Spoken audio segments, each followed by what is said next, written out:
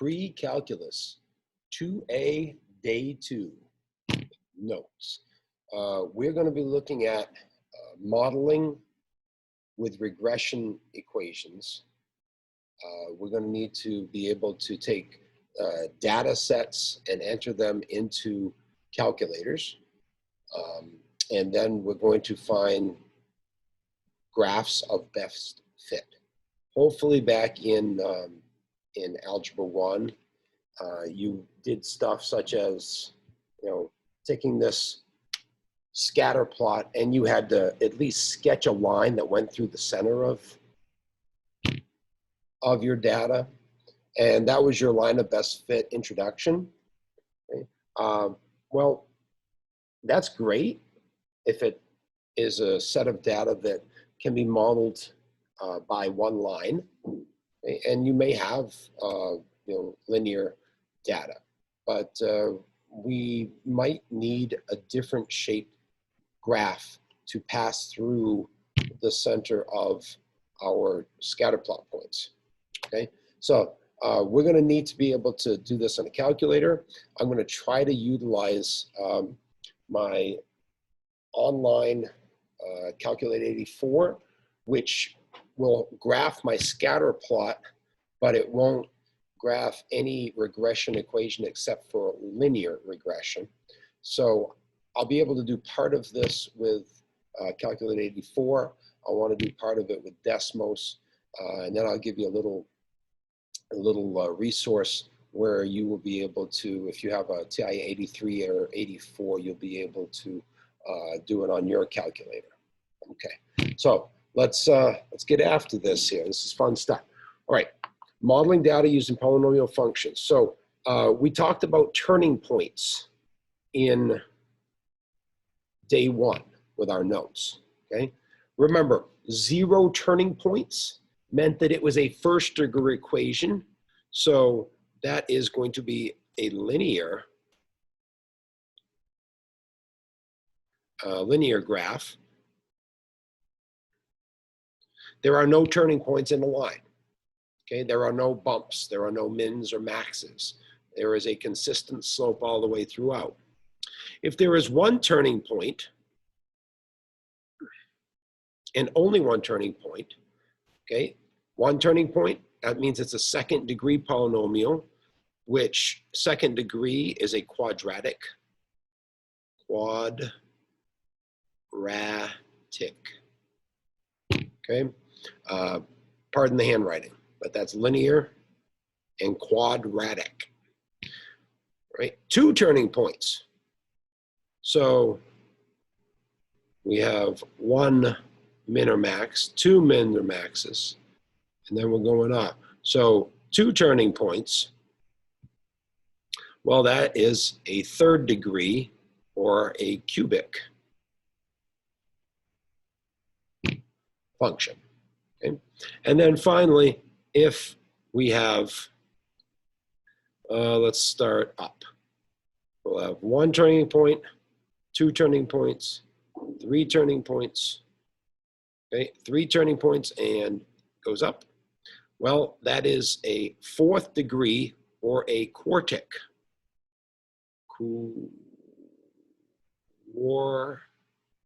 Like a quart of milk and then an IC.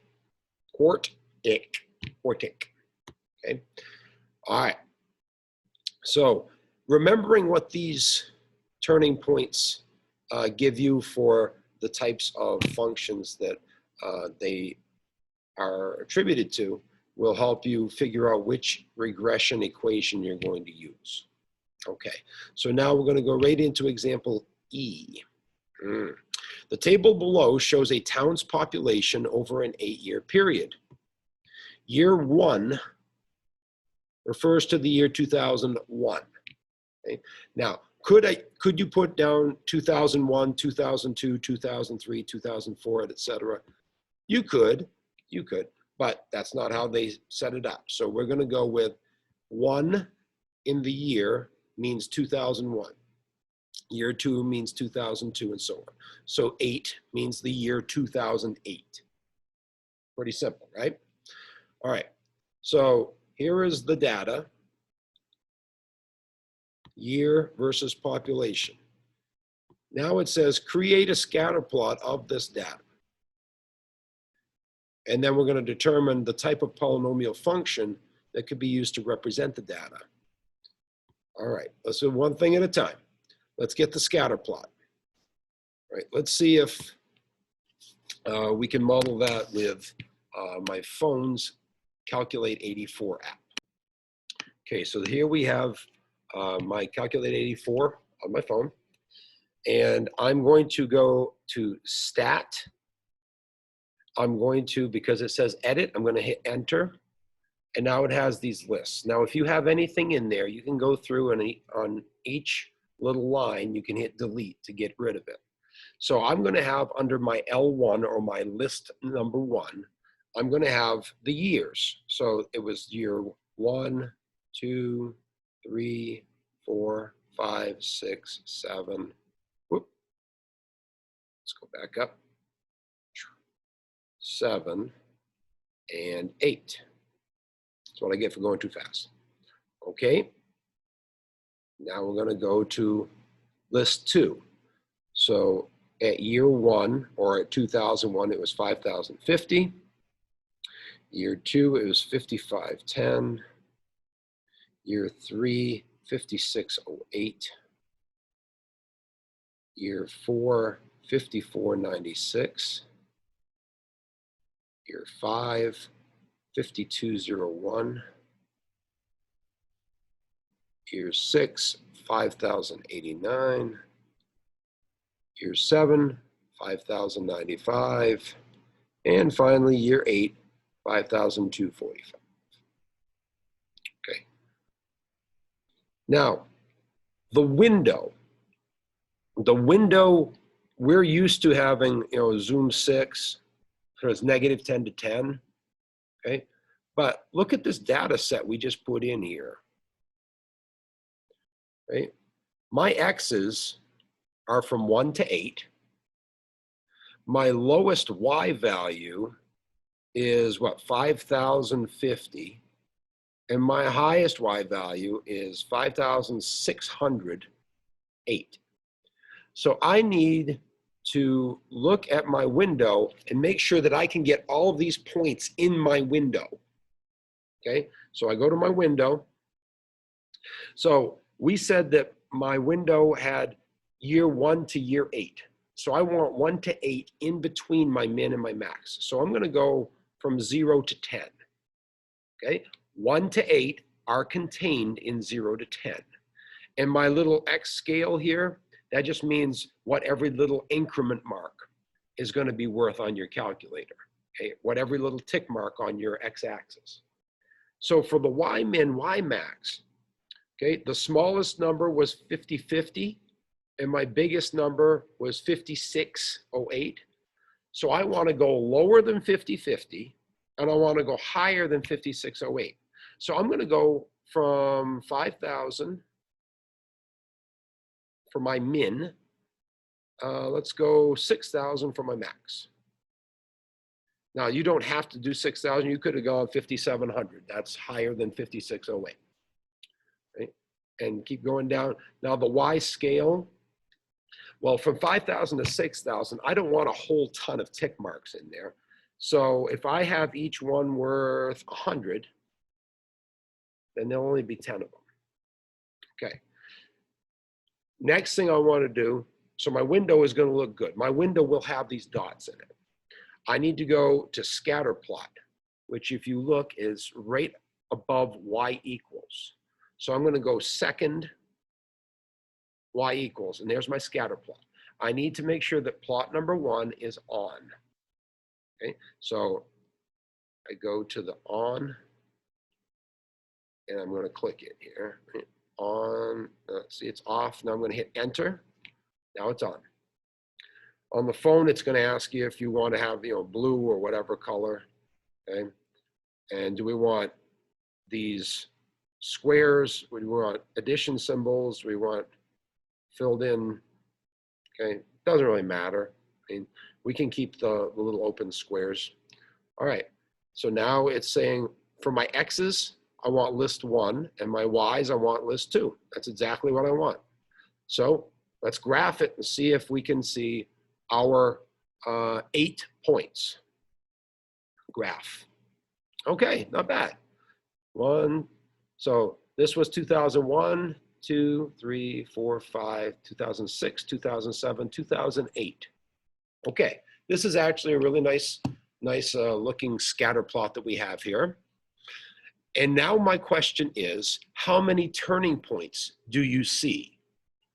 Okay, I see a max right there,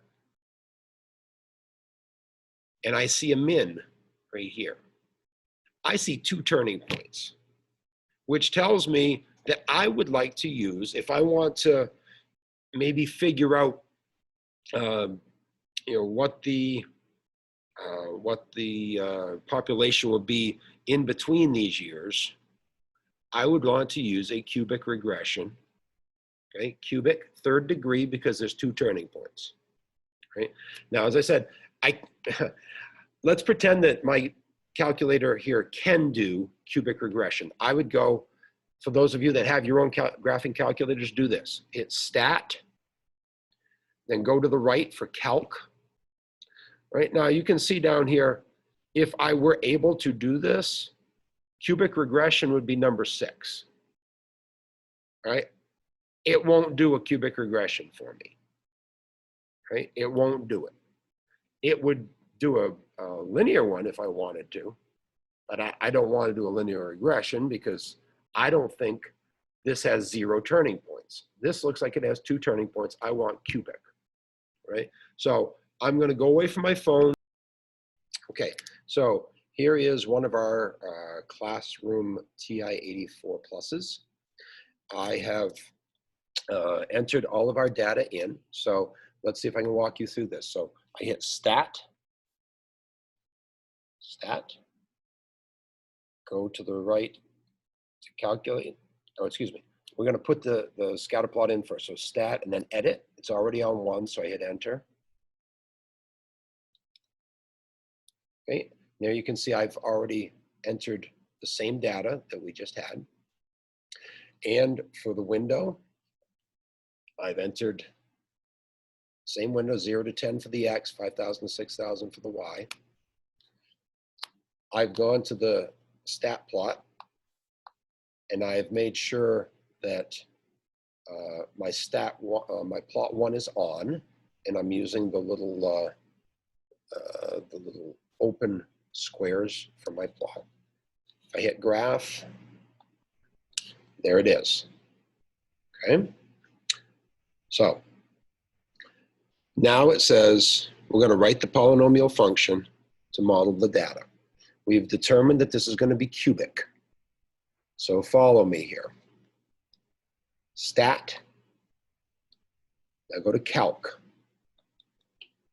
All right, now, this is where you can use any of these regression equations. Here's linear regression. So if there were no turning points and it looked like a straight line is the best fit for this data, we'd use 4.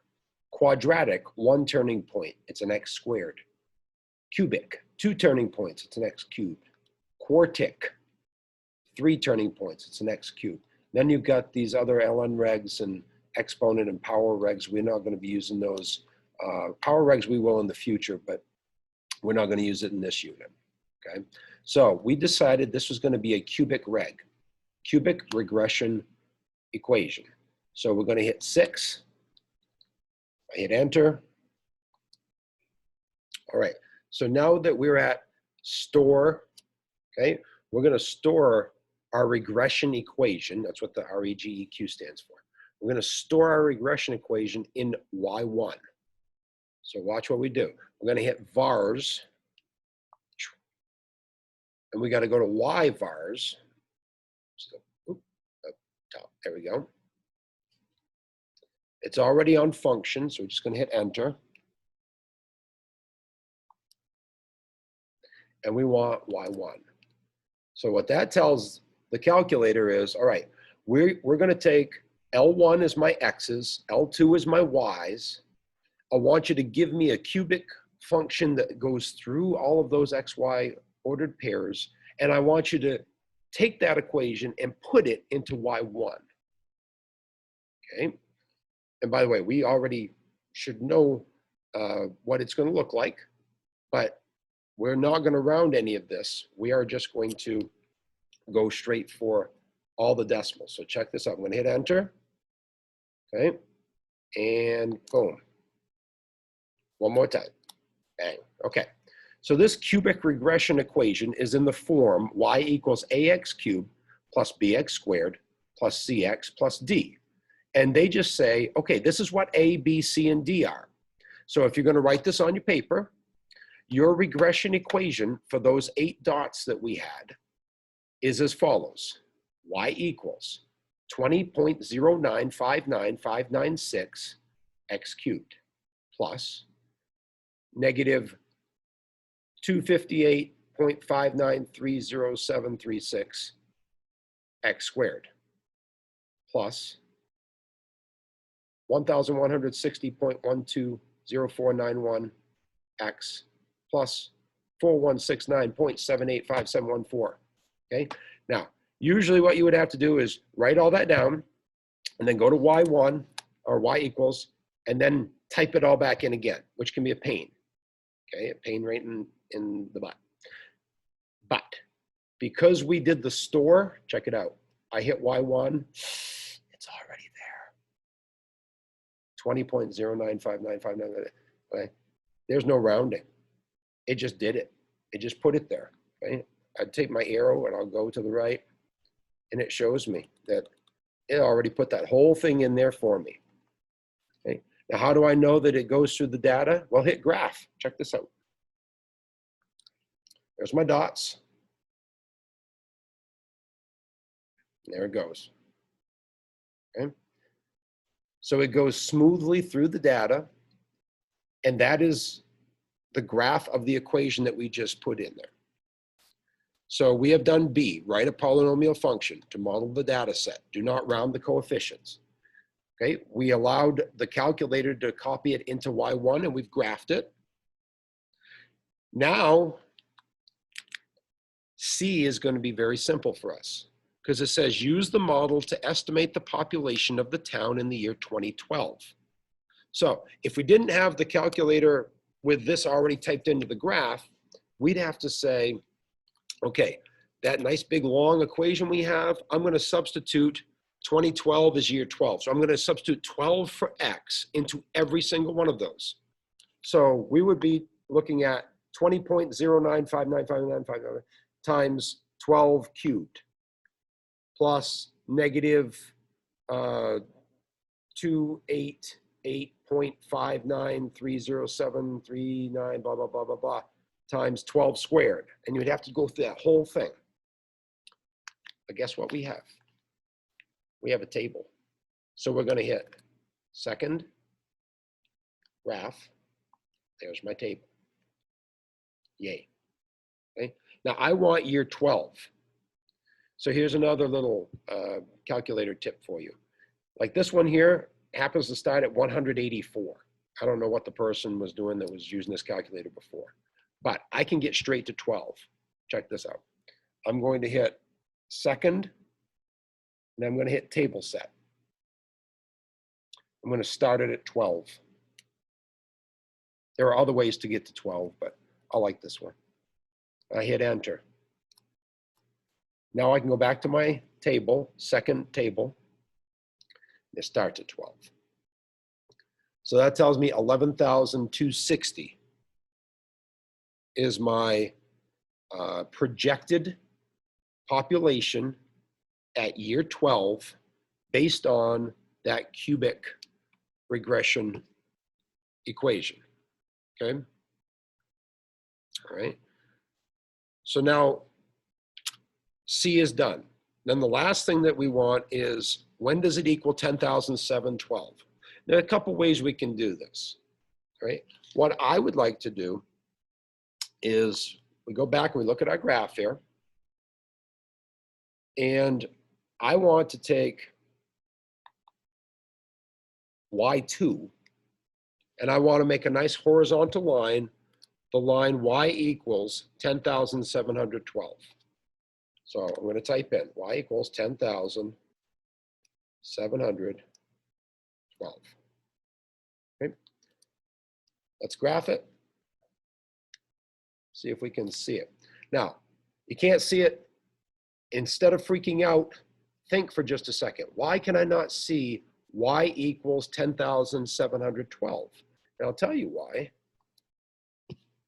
Because I set my calculator so that the highest y value that I can get is 6,000. So if I want to see 10,712, I have to raise my 6,000. Let's make it 11,000. Okay, so I've made it 11,000, and I'm going to hit graph. So it's going to show me my dots, and here comes my big cubic. Okay, say, well, I can see that 10,000. Now, why don't I see where they intersect? Well, because you got to keep going to the right. How do we fix the window to make it keep going to the right? Well, you got to go for more than 10 years. So let's go further to the right by increasing my X max. Let's go to 30 years. Okay, just a random number. Graph it. Okay, again, there's my cubic. Here comes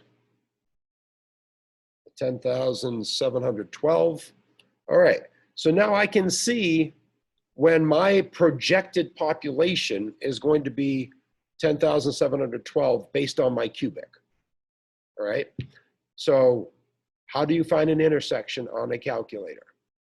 Well, if you're using a calculator like this, we're going to go second, calculate. Okay, second, calculate. And then we're going to go to intersect, which is number 5. You could either hit the 5 or go down to 5 and hit enter. And now it says the first curve. Do I want the first curve to be that funky cubic that I'm listing right up here? Yes, I do. Enter. Do I want my second curve to be the 10,712? Yes, I do. Hit enter. Do I have a guess? Nope. Hit enter. So the intersection is at 11.8, comma 10,712. So 11.8 says that 11.8 years after we start, we are going to hit a population based on this model of 10,712.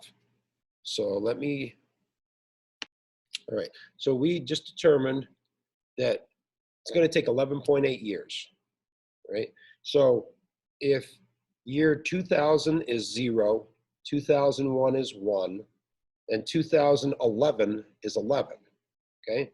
So we start 2011, and we're 8/10 of the way through 2011. Okay? So the approximate year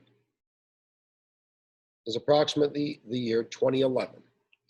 We are 8/10 of the way towards 2012, but we're not quite there. So based on our cubic function, that's what it would be. Now, does it seem feasible?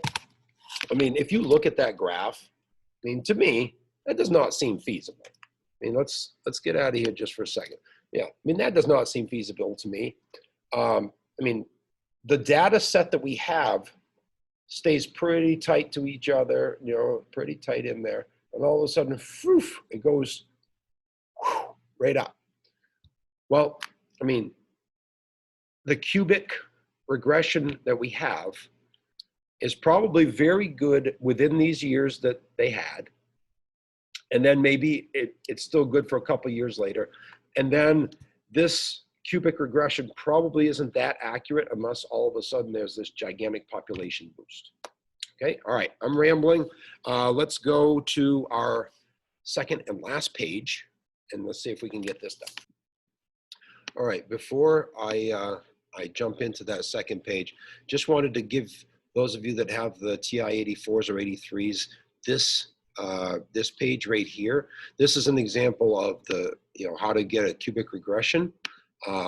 Here is the website. Take a look at it. They have other regression pages there as well, but this gives you all the info on how to take a TI 83 or 84 and put in one of these regression equations. It also does talk about putting the scatter plot together. Okay, and it talks about the windows and all that good stuff as well, right? So that's a good little resource to help you out. Plus the video, you should be in good shape if you're using one of these calculators. Now, those of you that don't have it, that are using Desmos, just wanted to show you this, okay? I was able to make a pretty nice regression equation here in Desmos by typing in, yep, it's not pretty. I don't have to hit, quite as few buttons as I do with the TI, but if you have y sub 1 is, you have to do the similar to. I think if I put the equal sign, the equal sign just doesn't work. Right? The little similar to is actually shift tilde, which is right next to the 1 key on your keyboard, right? The tilde. And now because it's ax cubed plus bx squared plus cx plus d, and the fact that this was an x1, I had to go a x sub 1 cubed plus b x sub 1 squared plus cx sub 1 plus d. And again, it rounded a little bit closer than my calculator did. So that's why my calculator, went through much nicer. It went through and it hit a little bit better there. But this one rounded pretty well. It rounded 3 decimal places, 3 decimal places. It's okay. It's not bad. It goes through the data points. Okay, so if you're doing Desmos, this is a good one right here. So what I'm going to do is let's try to do the second one, the your turn. Okay, I'm going to try to do it on Desmos. Okay, and those of you with TIs, you've got plenty to go with that previous site, plus my turn by turn going through it with the TI 84. Okay, but let's get this for the people that don't have it, especially the remote kids. So let's type in the average personal savings as a percent of disposable income in the United States is given in this table. Okay, so this is a your turn. Go ahead, do it. Okay, now when you're ready, unpause, and I'm going to be doing this in Desmos. Okay, so I'm going to go straight to 1970, 1980, 1990. It doesn't tell me to use 0 for 1970, so I'm just going to type it in as it says. 1995, 2000, 2001, 2002, 2003, 2004, 2005. And I'm just going to go down and delete all this other stuff.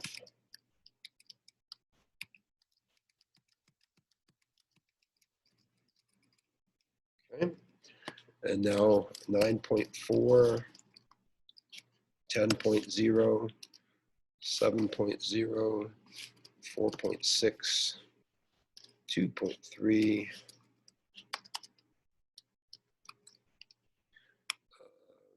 1.8, 2.4. Okay, Desmos folks, we've got our data set right in here. Again, if you wanted to type in your own data set, you would hit add item, you'd hit table, then you would type those babies in, okay? Now, we've already got them typed in, so I'm not gonna type them in again. Okay, so there's my X's, there's my Y's. Next, it says, we wanna create a scatter plot, determine the type of polynomial function that could represent this data. So we have to adjust our window so that we can actually see how many turning points we have. All right, so if we go to the window, So this is, again, this is for Desmos, folks, because you know, you can adjust the window based on what we did before with the TI. All right. You are going to go to your X's, and we know that we've got to see between 1970 and 2005. Okay. So that means I've got to go below 1970. So let's go with 1960. And I got to go above 2005. So let's go to 2010. Okay, so my X's can all be seen in my window. Now for my Y's, my lowest is negative 0.4 and my highest is 10. So let's go below negative 0.4. Let's go to, oh, let's go negative, I don't know, 2. Okay, that's below negative 0.4. And we got to go higher than 10, so let's go with 12. Okay, let's have these steps be worth 1. All right, so let's see what it looks like. All right, so here it is. So we can see all of our points: 1970, 80, 90, 95, 2000, 2001, 2, 3, 4, 5. Okay, so let's count turning points. Okay, here's one obvious turning point right here. There's one. Now we're coming down, down, down. Oop, and then we go up. There's a second turning point. And now it's going back down. Okay, so I can see 3 turning points. Hopefully you can too. 3 turning points. In order to find out which function we're going to use, add 1. This is going to be a quartic regression. Okay, a quartic regression. Okay, so for the sake of the Desmos, folks, this is what we had for a cubic. So we're going to have to add in quartic, x to the 4th. So I'm going to copy this and paste it again. And now I've got to go plus, 4. And I'm going to call the A a B. I'm going to call the B a C. Call the C a D. Call the D an E. Okay, so I've got A times x1 to the 4th plus B times x1 cubed plus C times x1 squared plus D times x1 plus E. All right? All right, that's fun stuff. Now, hopefully if you have the TI-84, you're golden and you know how to do this anyway. But right down here, it gives you some interesting stuff here. I'm just thinking of one thing. E in math actually is a number. So I'm not going to use E. I'm going to jump to like F or G or something like that. Right? See if it's an F or G. See if it changes here. 19. Yeah, it does. Okay.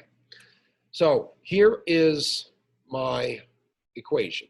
So it's going to be y equals negative 0.0000173757 x to the 4th plus 0.138556 x cubed minus 414.322 x squared plus 550.639 x to the 1st plus, and then you've got negative 27443 times 10 to the 8th. So just put, just move the decimal place 8 zeros to the right.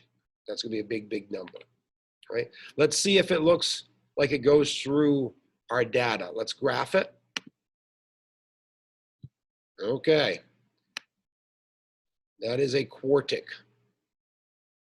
Let's see if that looks like it's going through. All right, so you can see my little screen up here, right? It's exactly what we have in my window. We have the regression equation. Yeah, it's the same, okay? So again, don't use the letter E in this here. If you're gonna do Desmos, just make sure that E is not in there. E and I are both numbers in math, so don't use E or I, right, for variables. So there you have it. All right, so we have written a polynomial function to model the data set, okay? So it's all of this stuff here, substituting this for A, this for B, this for C, this for D, and then, as I said, move the decimal 8 places to the right. So it's -2, 7, 4, 4, 3, and then 4 more zeros, okay, at the end for F, all right? So make sure that you do that.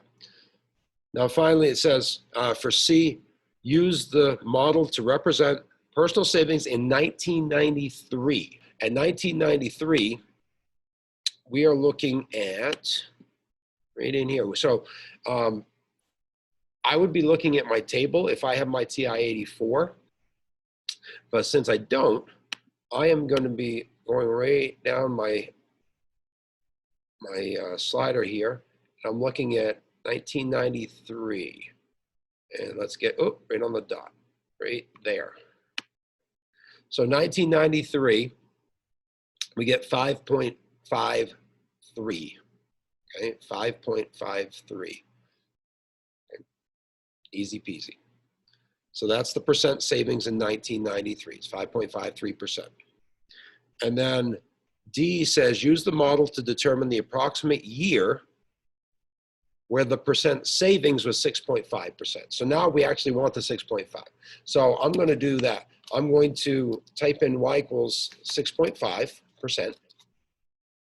And let's type in y equals.